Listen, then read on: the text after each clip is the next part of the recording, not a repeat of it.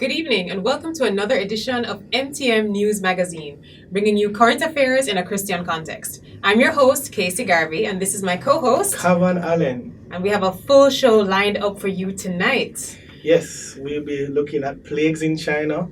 We'll be talking about churches being attacked. And also, we have an interview talking about the new legislation on marital rape in Jamaica. All right. I want to hand over to Casey, and she'll be focusing on the plagues in China. All right, as Kevin said, we're going to be starting off the show in China. And China has unfortunately been developing a reputation for being the birthing place of various global pandemics between SARS, swine flu, bird flu, and the coronavirus that we're all suffering from today. China has now been the source of yet another deadly or potentially deadly plague. In July 2020, we're now seeing the return of the bubonic plague in China. The case creating this news story was found in the Inner Mongolian region of China in a herdsman who fortunately is currently in a stable condition and undergoing treatment. History will remind us that the bubonic plague, also referred to as the Black Plague, was responsible for about 50 million deaths across the world in the 14th century, as well as a fifth of London's population during the 19th century in 1665, and more than 12 million persons in China and India. It is referred to as the Black Plague because of the septicemic nature of the disease, which causes skin and organ bleeding, leading to black skin and body parts. So what exactly is this bubonic plague? Well, it's caused by the Yersinia pestis bacteria. These bacteria are found in rodents and spread through fleas that bite these said rodents and then on to humans and other animals. The plague can also be spread through bodily fluids. Note that the plague is also called the bubonic plague because it affects lymph nodes, which was commonly referred to as buboes. There are three types of plague. So first is the bubonic plague, and this strain is spread through flea bites, as we said, in rodents and animals to humans that go on to infect the lymphatic nodes. The bacteria multiply in lymph nodes closest to where the bacteria entered the body. Symptoms often include sudden fever, headache, chills, and weakness, swollen lymph nodes, which are very painful. There's a septicemic plague. Now, this strain occurs as a first symptom of the plague or may develop from untreated bubonic plague.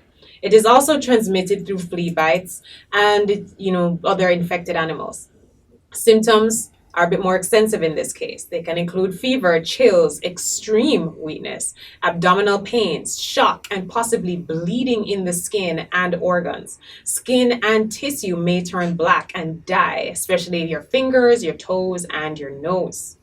There's the pneumonic plague. Now, this may develop from inhaling infectious droplets from untreated bubonic or septicemic plague, which spreads to the lungs. The pneumonia may cause respiratory failure or shock. Now, this is the most serious of the three strains, as it is the only form that can spread from human to human. Symptoms include fever, headache, weakness, and rapidly developing pneumonia with shortness of breath, chest pain, cough, and sometimes watery and bloody mucus. The incubation period is 2 to 6 days after being infected, but 1 to 3 days when infected through the air.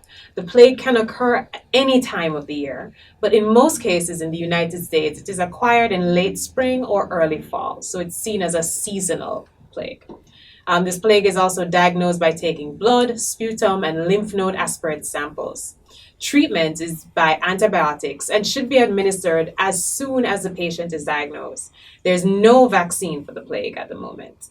Vaccines are in development but will not be commercially available in the immediate future. The death rate of the plague is notably high. Antibiotics has reduced mortality by 11% between 1990 and the year 2010. And in the prebiotic period, that was 1900 to 1941, mortality in the United States was 66%. So even though antibiotics have reduced the mortality, there's still a way to go. All indications are that health professionals are not too worried about the plague as it is easily detectable. It's visible in infected persons, and it's also treatable to, as we can see, a certain extent by antibiotics within certain controls. Here's an interesting fact though. The distinctive costumes worn by the doctors in the Dark Ages, the beak and mask, was also designed to hold flowers in the long beak, as this would reduce the effect of bad smells. It was a ghastly mask, and it's reminiscent of a ghastly time in which millions of lives were painfully lost. In addition to the bubonic plague, there's also a spike in pneumonia in Kazakhstan, China's biggest silk partner in Central Asia. Kazakhstan has rejected warnings from China about the virus that has a death rate that is much higher than the novel coronavirus. Research is still being done, but no conclusive information is yet available. China maintains that it is an unknown pneumonia likened unto SARS, but Kazakhstan has maintained that the virus is a regular pneumonia. The bottom line is that abnormalities have been found within pneumonia samples. To date, roughly 28,000 persons who have been hospitalized in Kazakhstan with said pneumonia have all tested negative for COVID-19. So it is indeed a completely different virus. Commentary could be made on the cover-up nature of this virus by the Kazakhstani government. And even though we said that we'd be focusing on China, we do have to bear in mind the importance of China's economic and political partners, or at least players in the global community. With Kazakhstan being such a close economic partner in terms of trade, we have to keep our eyes on this. And we also have to keep our eyes on other trade dynamics that are taking place in relation to China as a result of COVID-19 and, well, this new pneumonia that has currently sprung up in Kazakhstan. There are also reports of how China is closed for business, and a lot of its usual investors, huge tech companies like Google, Amazon, Facebook, have all instead turned up to $10 billion worth of investments to India in light of all of the chaos that's been happening in China right now. We're also aware of the failed trade deal between the United States under the Trump administration and China's government. So what exactly could all of this be pointing to? Certainly, China's behemoth role in the global economy and just the overall international community has been threatened by these dynamics.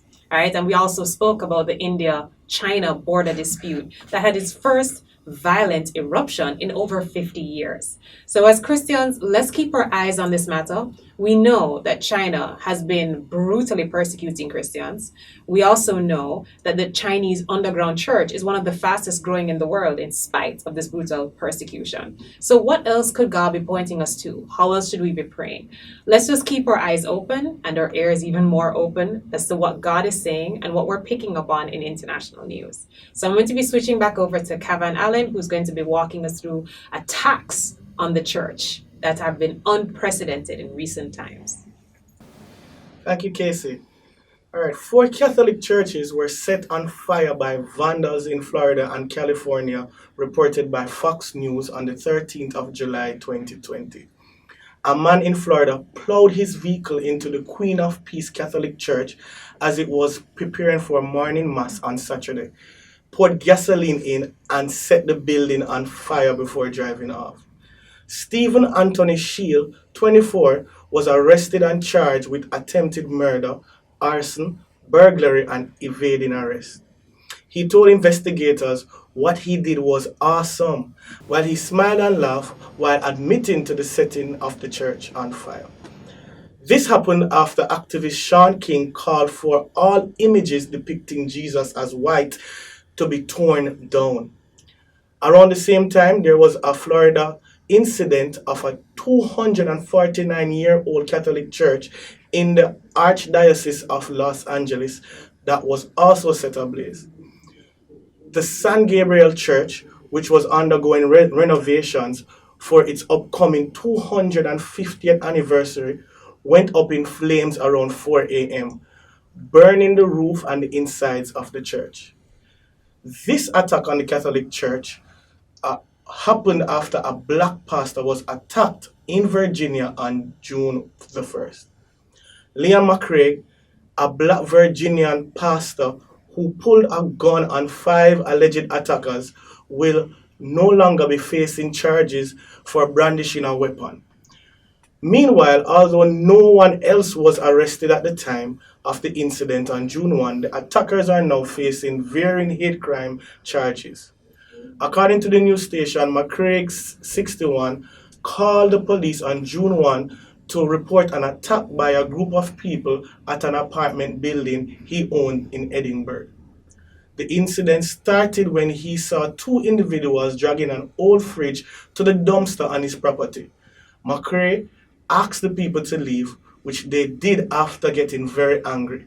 However, they later returned with 3 other individuals and began threatening McCrae and using racial slurs, according to the pastor of the Lighthouse Church and Marketplace Ministry International. We want to keep a close eyes on these attacks on churches. We know many people are enraged because of the Black Lives Matter movement, which opened the eyes to some of that Jesus is not a white man. And now they have hijacked that sentiment, calling for churches to be attacked and any picture of Jesus looking like a European to be torn down. And it seems persons are now answering to that call. Let's keep praying about this as we continue. As Casey said earlier, keep our ears open. Hi, everyone. As you can see here, I have a very special guest with me, Philippa Davis, attorney at law, and we're about to discuss the marital rape legislation and what has been happening with it in Jamaica. And so you're going to share with us what the JCHS has been doing and how far these legislations have come. Well, thanks again for the opportunity to speak and to share with your viewership. So the discussion about marital rape actually is found in the context of a review of several pieces of legislation that have to do with sexual offenses. There was in 2014 a review of 4 laws: the Sexual Offences Act, the Offences Against a Person Act, the Domestic Violence Act, and the Child Care and Protection Act. And the Jamaica Coalition for a Healthy Society, JCHS, had spoken on its behalf and on behalf of a number of churches: Jamaica Association of Full Gospel Churches, Jamaica Union Conference of Seventh-day Adventists, Jamaica Evangelical Alliance, Church of God in Jamaica, Jamaica Association of Independent Churches, and the Jamaica Pentecostal Union, in making submissions to a joint select committee that had been set up by Parliament to hear from the public their views on how these laws operate, whether there was any need for any change, any reform, or whether they should stand as they are. And some of the topics that came up were on abortion, on the Buggery Law, and on higher penalties for sexual offenses against children or women, among other issues. So the JCHS had made a number of submissions. That was in 2014. They paused for a while, there was elections, and then it resumed in 2017. And then a report was made by the Joint Select Committee, which they sent to the wider House, and that was issued in 2018. And then just now in 2020, the report is being considered by the lower house, and then it was approved, the report, and it was just sent to the Senate 2 weeks ago, where it has been approved. And one of the recommendations from that report was that marital rape, or the provision that is in the law, should be repealed. Now, let me just make something very, very clear. There is a law against marital rape that exists currently right now by virtue of the Sexual Offences Act. Okay. Section 5 says that a husband commits the offense of rape against his wife if he has sexual intercourse with his wife in any of the circumstances specified. So Okay. let's just make it clear. There are certain persons out there, as well as the media, who have been creating the false impression that there's no law against marital rape. That's not true. It exists. Okay. What has been the debate are the circumstances that the law sets out under which consent is presumed to have been removed. Now, let's just understand in marriage, a husband gives himself to his wife, a wife gives herself to a husband. There is a presumption that there is consent for marriage, Mm-hmm. for sex within marriage. In fact, having sex is expected in marriage because somebody, either the husband or wife, could actually go to court and say, he hasn't had sex with me, she hasn't had sex with me, our So marriage has annulled. not Yeah, been yeah, yeah. consummated, and it could be To be annulled. annulled, yeah. So there is an expectation and assumption that there is sex. Now, if we understand what rape is forced sexual intercourse. Rape is sexual intercourse without consent. And for a woman, and it's only a woman who can be raped, that's how it's defined in the law. It's biologically specific. It's the man's genitalia penetrating the woman's genitalia and without her consent. She would go to court and say, I didn't give consent. I said no. He would have to prove that there was consent. Think about it in marriage now. The husband and the wife have given themselves to their vows. It's assumed that they're giving consent. Mm-hmm. When she goes to court, if she says that my husband has raped, she's going to have to prove that, oh, I removed that consent. He's going to have to prove, but she did consent. So what this section in the law did, it aided the court, or it aids the court by setting out circumstances where it ought to be obvious that she has removed her consent. Let me tell you Okay. the 5 scenarios. One, they have separated and they're living separately within the meaning of the Matrimonial Causes Act. I'll get back to that. Or there is a separation agreement in writing. Okay. Or somebody has started, or she has started proceedings for divorce or nullity. 4, there's an order against the husband or an injunction. You're not to come near the house, you're not to come near her workplace, you're not to come near her. Or 5, the husband knew he had a sexually transmitted infection and had sex with her. So those are the 5 circumstances. Now we hear in the discussion the other side saying, well, why shouldn't the wife just, if she says no and he says no, or why should there be something more like an order, or why should there have to be something in writing? Why can't Yeah. it be that there is rape simply because? The challenge is the proof. How do you prove? Because we don't want there to be false accusations. We want to avoid men being innocent and then a wife feeling vexed about something and then using this as something to threaten or to hold it over him. But at the same time, we want to ensure that the wife is protected. Yeah. If there is something in that marriage and something arises and she's abused or she's forced, how then do we prove? No, you would hear in the media the other side saying, why would we need to prove all these things? An order, separation agreement. What we said in our submission to Parliament is that the very first scenario, the spouses have separated and lived separately within the meaning of the Matrimonial Causes Act.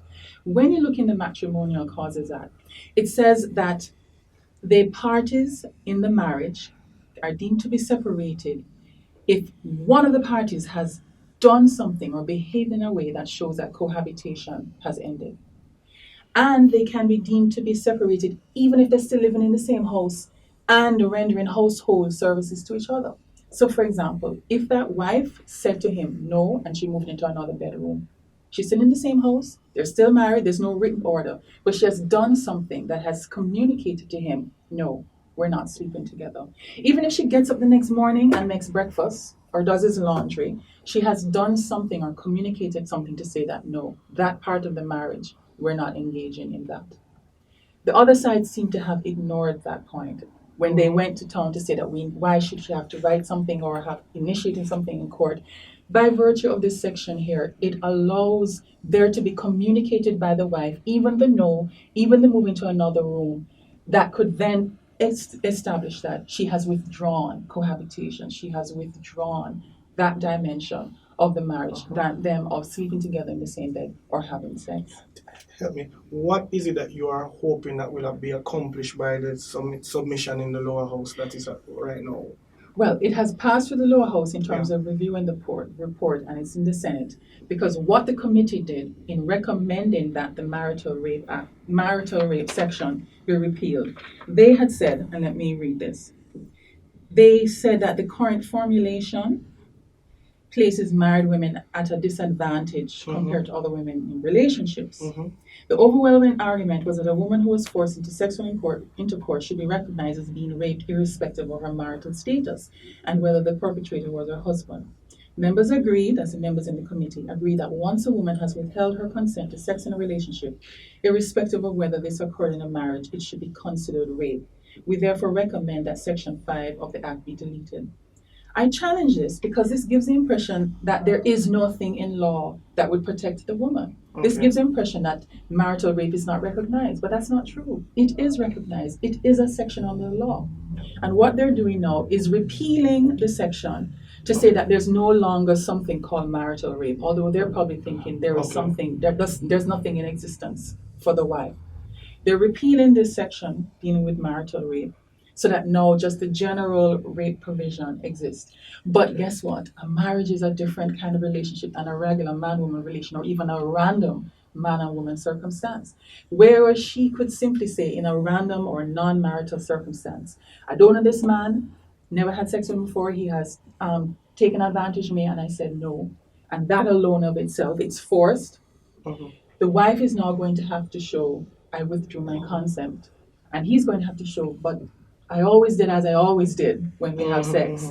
Why is this now all of a sudden? Tell me, is there provision currently in law if a wife, so for the first time she never expected her husband to rape her, and she goes to court and she said, listen, I was sleeping in the same bed and didn't think he would have done this, he have never done it before.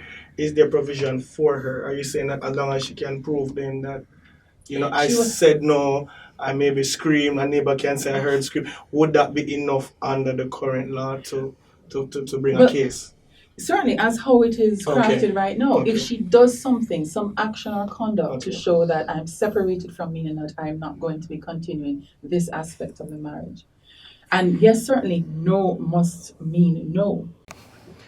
All right, great information, Philippa. I want to know what are some of the concerns that you have and that the churches have that you said have united to ensure that this law isn't repealed or amended in any way. What are some of the concerns that you have if it is amended or repealed?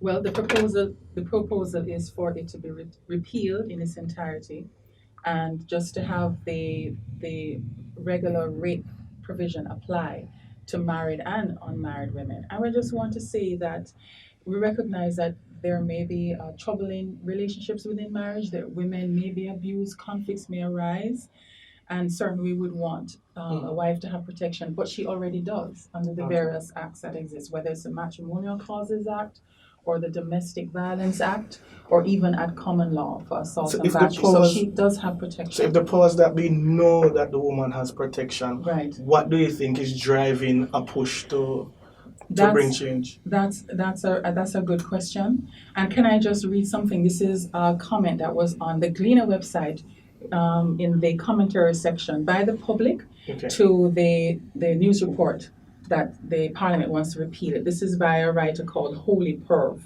And he says, sex should be shared by the couple. It should not be withheld and used as a weapon. But how do you prove rape in marriage? How do you prevent false accusations? We need to look at the unintended consequences of some of these laws. Women must realize that some of these laws are being pushed by feminists overseas who can't get a husband or no man wants. These bitter feminists push these laws to deny other women of future husbands. Misery loves company. We need to be careful. Once men are turned off from marriage, there's no turning back. Young men need to be made aware of these laws. And so the thing is, this is going to attack marriage. This is going to say marriage is no longer a distinctive relationship between man and woman, and that there is within marriage its own rules in order for a marriage to function. Yeah. There needs to be fidelity, of course, there needs to be permanence and monogamy. If a husband is faithful to his wife, he's going to treat her so sweet because that's his only sexual partner. Yeah. Likewise for the wife. A man who's going to be abusing his wife is likely having an affair, and there's likely to be problems in that Cause marriage of that would have signals even before. Should he be forcing himself on his wife? I don't know, I'm not married, you're a married man, but I'm thinking that there would have been signals before that there Well, would I'm have been happily married, problems. so I don't know about the signals.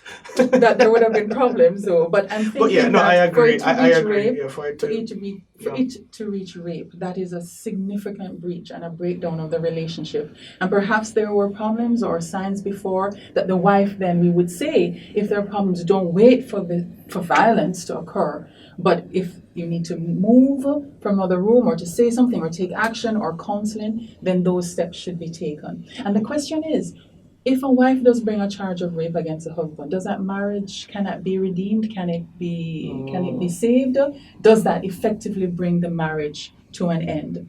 And so these are questions and consequences that would come from the repeal of the law. And I just want to say that the laws that exist in Jamaica are for the most part based on the Judeo-Christian worldview, the biblical principle. And if you're going to change a law, you should think carefully. Why was that law in place, first of all? I don't think people get up necessarily and make laws randomly without thought. And the law is in place, and for a number of years, consider what was the motivation? How has that law been in operation? Where is the proof that the current law as it's drafted is not yielding the benefits that you desire? And what will be the consequences of its repeal? Somehow, I think, well, having been in the debate, I don't think that there was that sufficient thought. I think there was an intention to attack marriage. I think there was an intention to respond to these activists who are not pro-marriage and certainly not pro-biblical worldview. And so, unfortunately, our parliament, and this is my personal opinion, has taken on that kind of argument without thinking it through. Wow. So much to consider. I really hope that we have especially pastors listening to this presentation. I think there's a lot to educate parishioners about. Thank you so much, Philippa Davis. I'm attorney at law, for your time and looking at this important subject. You're welcome. All right, so Kavan, thank you so much for leading that interview with Philippa. She left us with a whole lot to think about. A lot to think about, a lot to pray about as well. Yep, and I really think that maybe next week we should take it on. I mean, we're both married, so I think we'll both be able to provide some different and useful perspectives just to follow up on everything that Philippa was saying so we could fully digest it. I'm looking forward to that. Yeah, so I hope you all enjoyed this week's episode. Remember that we air every Thursday evening at 7:30 p.m. with replays on Saturdays at 8 p.m. And if you want to contact us, you can send us an email at mtmnewsmagazine@gmail.com. We'd love to hear from you. If you have even any comments on, even what was brought up during that interview with Philippa a while ago, feel free to send it to us. Or if you have stories you'd want us to cover or anything else that crosses your mind that you think we really should be, taking into consideration as Christians who are understanding the times and really wanting to hear what God's voice is on these matters. So thanks again for tuning in. I'm Casey Garvey, and this has been my co-host, Kavan Allen. And we look forward to seeing you all next week. And make sure you tune in for the prayer points coming right up.